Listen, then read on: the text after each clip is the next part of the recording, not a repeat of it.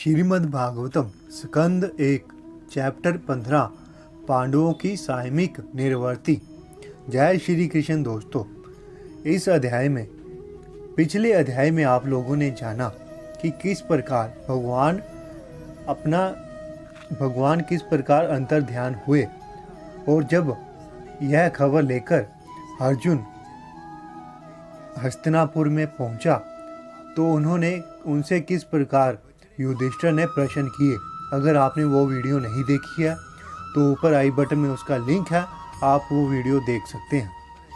और इस चैप्टर यानी कि पहले स्कंद के 15वें अध्याय में पांडवों ने किस प्रकार अपना शरीर त्यागा, अपना ग्रह त्यागा और महाराज परीक्षित को राजा नियुक्त करके गए, यह बताया गया है। तो चलिए शुरू करते हैं आज की वीडियो। चैप्टर 15 पांडवों की सामयिक निर्वर्ती। सूत गोस्वामी जी ने कहा, भगवान श्री कृष्ण का विख्यात मित्र अर्जुन महाराज युधिष्ठिर की जिज्ञासाओं के अतिरिक्त भी श्री कृष्ण के वियोग की प्रबल अनुभूति के कारण शोक में था। शोक से अर्जुन का मुंह तथा कमल सदृश हृदय सूख चुके थे, अतएव उनकी शारीरिक कांति चली गई थी।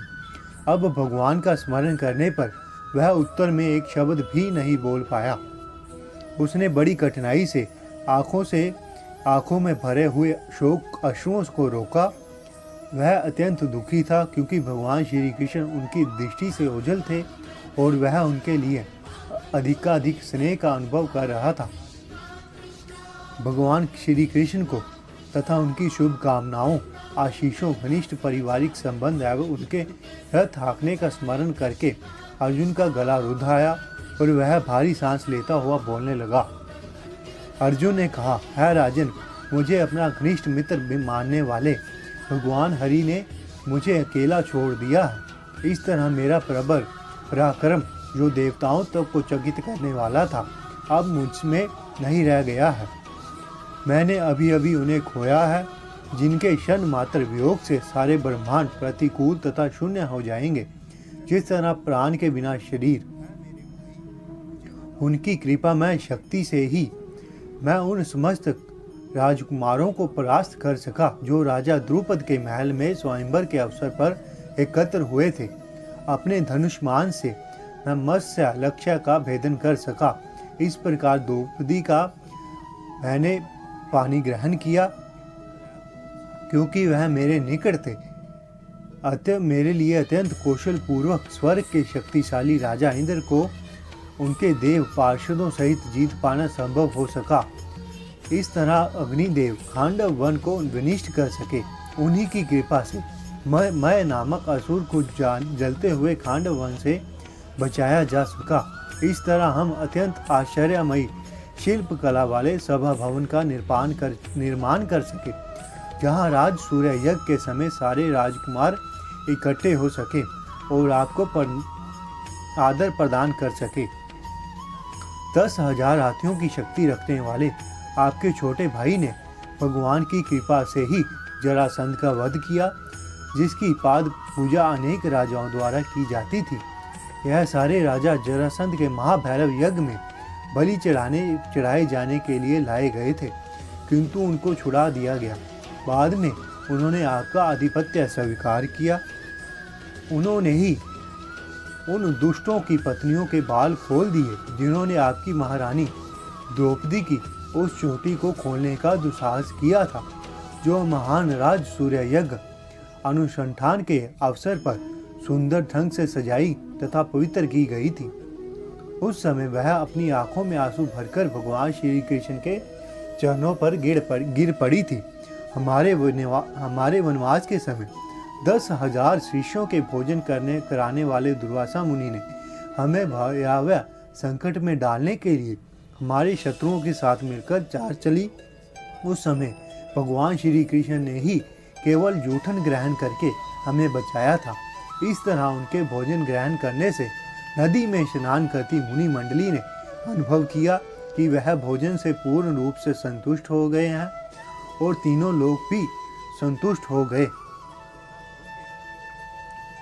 यह उन्हीं का प्रताप था कि मैं एक युद्ध में शिवजी तथा उनकी पत्नी पर्वतराज हिमालय की कन्या को आश्चर्यचकित करने में समर्थ हुआ। इस तरह वह शिवजी मुझ पर प्रसन्न हुए और उन्होंने अपना निजी अस्त्र प्रदान किया। अन्य देवताओं ने भी मुझे अपने अपने अस्त्र भेंट किए और इसके अतिरिक्त मैं इसी वर्तमान शरीर से स्वर्ग लोक तक पहुंच सका, जहां मुझे आधे ऊंचे आसन पर बैठने दिया गया।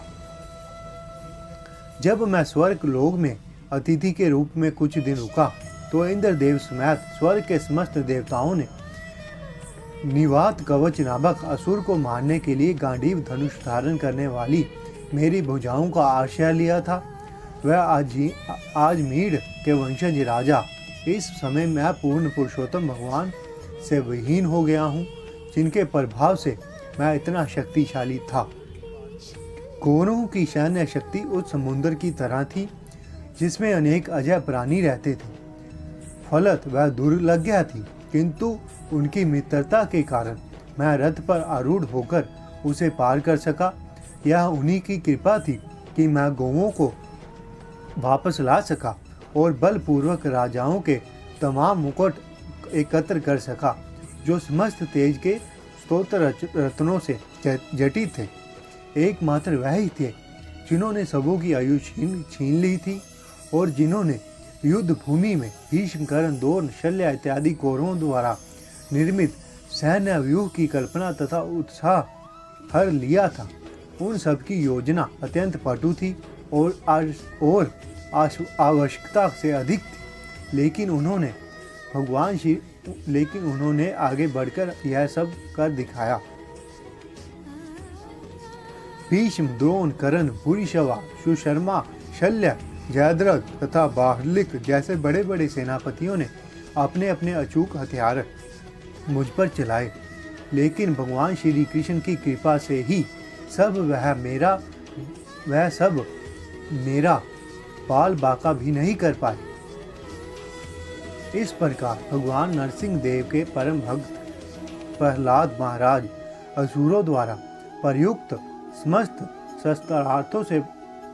शस्त्रों से अप्रभावित रहे।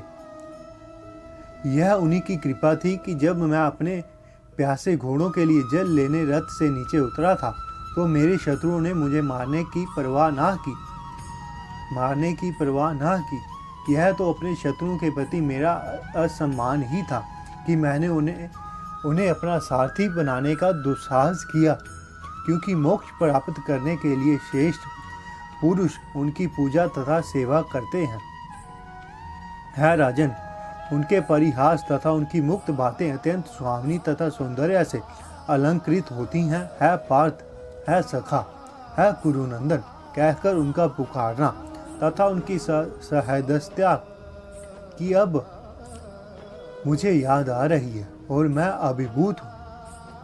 सामान्यतः हम दोनों साथ साथ रहते और सोते, साथ साथ बैठते और घूमने जाते और बहादुरी के कार्यों के लिए आत्म प्रशंसा करते हुए कभी कभी यदि कोई भूल होती तो मैं उन्हें यह कहकर चिढ़ाया करता था, है मित्र, तुम बड़े सत्यवादी हो। उस समय भी जब उनका महत्व घटता होता, वह परमात्मा होने के कारण मेरी उठपटांग बातों को सह लेते थे और मुझे उसी प्रकार क्षमा कर देते थे जिस प्रकार एक सच्चा मित्र अपने सच्चे मित्र को या पिता अपने पुत्र को क्षमा कर देता है। है राजन, अब मैं अपने मित्र तथा सर्वाधिक प्रिय शुभ चिंतक पूर्ण पुरुषोत्तम भगवान से अलग हो गया हूँ। अतः मेरा हृदय हर तरह से शून्य सा प्रतीत हो रहा है। उनकी अनुपस्थिति में जब मैं श्री कृष्ण की तमाम पत्नियों की रखवाली कर रहा था तो अनेक अविश्वस्त ग्वालों ने मुझे हरा दिया। मेरे पास वही गांडीव धनुष है, वह ही तीर है, उन्हीं घोड़ों द्वारा खींचा जाने वाला वही रथ है और उन्हें इस्तेमाल करने वाला मैं वही अर्जुन हूँ जिसके सामने सारे राजा सिर झुकाया करते थे। किंतु भगवान श्री कृष्ण की अनुपस्थिति में वह सब एक ही क्षण में शून्य हो गए हैं। यह वैसा ही है जैसा राख में घी की आहुति डालना, जादू की छड़ी से धन एकत्र करना या बंजर भूमि में बीज बोना। है राजन, क्योंकि आपने द्वारका नगरी के हमारे मित्रों तथा संबंधियों के विषय में पूछा है। इसीलिए मैं आपको सूचित कर रहा हूँ कि वह सब ब्राह्मणों द्वारा शापित होकर सड़े हुए चावलों से बनी शराब पीकर उन्मत्त हो उठे और एक दूसरे को ना पहचानने के कारण लाठियां लेकर परस्पर लड़ने लगे। अब केवल 4-5 को छोड़कर शेष सभी मर चुके हैं। वास्तव में यह सब भगवान की इच्छा के फलस्वरूप है कि कभी कभी लोग एक दूसरे को मार डालते हैं और कभी एक दूसरे की रक्षा करते हैं। है राजन, जिस तरह समुद्र में बड़े तथा बलशाली जलचर छोटे मोटे तथा निर्बल जलचरों को निगल जाते हैं, उसी तरह पूर्ण पुरुषोत्तम भगवान ने भी धरती का भार हल्का करने के लिए निर्बल यदु को मारने के लिए बलशाली यदुओं को तथा छोटे यदु को मारने के लिए बड़े यदु को भिड़ा दिया। अब मैं भगवान द्वारा मुझे दिए गए उपदेशों की ओर आकृष्ट हूँ, क्योंकि वह देश काल की समस्त परिस्थितियों में हृदय की जलन को शांत करने वाले आदेशों से परिपूर्ण बनाए गए हैं। सूत गोस्वामी जी ने आगे कहा, इस प्रकार भगवान के उपदेश को अत्यधिक घनिष्ठ मित्रता में प्रदान किए गए थे। उसके विषय में सोचने में तथा उनके चरण कमलों का चिंतन करने में तल्लीन अर्जुन का मन शांत तथा समस्त भौतिक कल्मश से रहित हो गया।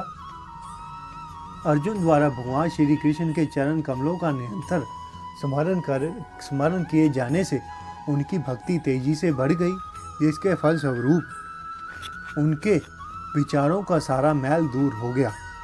भगवान की लीलाओं तथा कार्यकलापों के कारण तथा उनकी अनुपस्थिति से ऐसा लगा कि अर्जुन भगवान द्वारा दिए गए उपदेशों को भूल गया हो, लेकिन वास्तव में बात ऐसी नहीं थी। वह दोबारा अपनी इंद्रियों को स्वामी बन गया। आध्यात्मिक संपत्ति से युक्त होने के कारण उसके द्वैत के संशय पूर्ण रूप से छीन हो गए। इस तरह वह भौतिक प्रकृति के तीनों गुणों से मुक्त होकर आध्यात्म में स्थित हो गया। जब अर्जुन अब जन्म तथा मृत्यु के पास में उसके फंसने की कोई आशंका न थी, क्योंकि वह भौतिक रूप से मुक्त हो चुका था। भगवान श्री कृष्ण के सवधाम गमन को सुनकर तथा यदुवंश के पृथ्वी के अस्तित्व का अंत समझकर महाराज युधिष्ठिर ने भगवत धाम जाने का निश्चय किया। अर्जुन द्वारा यदुवंश के नाश तथा भगवान श्री कृष्ण के अंतर ध्यान होने की बात सुनकर कुंती ने पूर्ण मनोयोग से दिव्य भगवान की भक्ति में अपने को लगा दिया और इस तरह संसार के आवागमन से मोक्ष प्राप्त किया। सर्वोपरि जन्मा भगवान श्री कृष्ण ने यदुवंश के सदस्यों से अपना अपना शरीर त्याग करवा दिया और इस तरह उन्होंने पृथ्वी के भार को उतारा। यह कार्य कांटे को कांटे से निकालने जैसा था, यद्यपि नियंता के लिए दोनों एक से हैं। परमेश्वर ने जिस शरीर को पृथ्वी का भार कम करने के लिए प्रकट किया था, उसे उन्होंने छोड़ दिया। वह एक जादूगर के समान विभिन्न शरीरों को यथा मत्स्य अवतार तथा अन्य अवतारों में धारण करने के लिए एक शरीर को छोड़ते हैं। जब भगवान श्री कृष्ण ने अपने उसी रूप के साथ इस पृथ्वी लोक को छोड़ दिया, उसी दिन से कलियुग जो पहले अशस्त्र प्रकट हो चुका था, अल्पज्ञों के लिए अशुभ परिस्थितियां उत्पन्न करने के लिए पूरी तरह प्रकट हो गया। महाराज युधिष्ठिर पर्याप्त बुद्धिमान थे कि वह कलियुग के प्रभाव को समझ गए, जिसके विशेष लक्षण होते हैं बढ़ता लालच, असत्य भाषण, धोखा देना, सारी राजधानी, राज्य, घर तथा समस्त व्यक्तियों में हिंसा का अधिक्य इत्यादि। अतः उन्होंने घर छोड़ने की तैयारी की और तद अनुकूल वस्त्र धारण कर लिए।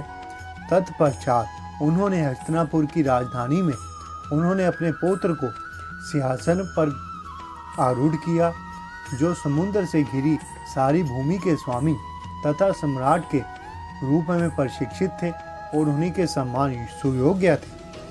तब उन्होंने अनिरुद्ध के पुत्र भगवान श्री कृष्ण के पौत्र ब्रज को मथुरा में शूरसेन का राजा बना दिया। उसके बाद महाराज युधिष्ठिर ने प्राजापत्य यज्ञ किया और गृहस्थ जीवन त्यागने के लिए अपने भीतर अग्नि प्रतिष्ठित की। महाराज युधिष्ठिर ने अपने सारे वस्त्र, कमरपेटी तथा राजसी आभूषण तुरंत त्याग दिए और वह पूर्ण रूप से उदासीन तथा प्रत्येक वस्तु से विरक्त हो गए। तब उन्होंने अपनी सारी इंद्रियों को मन में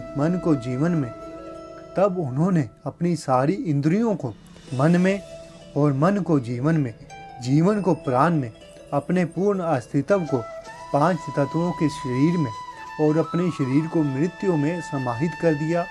उसके बाद शुद्ध आत्मा के रूप में वह देहात्म बुद्धि से मुक्त हो गए।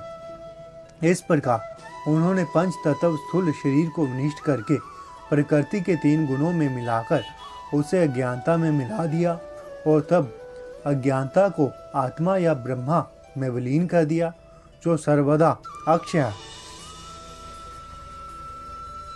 उसके बाद महाराज युधिष्ठिर ने फटे हुए वस्त्र पहन लिए, ठोस आहार लेना बंद कर दिया। वह जानबूझकर गूंगे बन गए और बालों को खोल दिया। इन सबके मिलजुल रूप में वह एक उजड़ या वृत्ति विहीन पागल की तरह दिखने लगे। वह किसी वस्तु के लिए अपने भाइयों पर आश्रित नहीं रहे।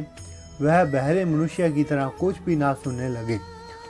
तब उन्होंने उत्तर दिशा की ओर अपने पूर्वजों तथा महापुरुषों द्वारा स्वीकृत पथ पर चलते हुए प्रस्थान किया, जिससे वह परमेश्वर के विचार में पूर्ण रूप से लग सके। वह जहाँ कहीं भी गए इसी तरह रहे। महाराज युधिष्ठिर के छोटे भाइयों ने देखा कि कलयुग का पहले से ही संसार भर में पदार्पण हो चुका है और राज्य के नागरिक पहले से ही अधर्म द्वारा प्रभावित हैं। अतएव उन्होंने अपने बड़े भाई के चरण चिन्हों का अनुगमन करने का निश्चय किया। उन्होंने धर्म के सारे नियम संपन्न कर लिए। अतएव उनका यह निश्चय ठीक ही था कि भगवान श्री कृष्ण के चरण कमल ही सबों के चरम लक्ष्य है। इसीलिए उन्होंने बिना व्यवधान के उनके चरण कमलों का ध्यान किया। इस प्रकार भक्ति भाव से निरंतर स्मरण करने से उत्पन्न भक्तिमयी शुद्ध चेतना के द्वारा उन्होंने आदि नारायण भगवान श्री कृष्ण द्वारा अधिशासित वैकुंठ लोक प्राप्त किया। यह वैकुंठ लोक केवल उन्हें प्राप्त होता है जो अविचल भाव से एक परमेश्वर का ध्यान धरते हैं। भगवान श्री कृष्ण का यह धाम गोलोक वृंदावन कहलाता है और यह उन व्यक्तियों को प्राप्त होता है जो शुद्ध होने के यह उन व्यक्तियों को प्राप्त नहीं होता जो जीवन की भौतिक अवधारणाओं में लीन रहते हैं, लेकिन समस्त भौतिक कल्मश से पूर्ण रूप से शुद्ध होने के कारण पांडवों ने अपने इसी शरीर से उस धाम को प्राप्त किया। तीर्थाटन के लिए गए हुए विदुर ने प्रभास में अपना शरीर त्याग दिया, क्योंकि वह भगवान श्री कृष्ण के विचार में मगन रहते थे।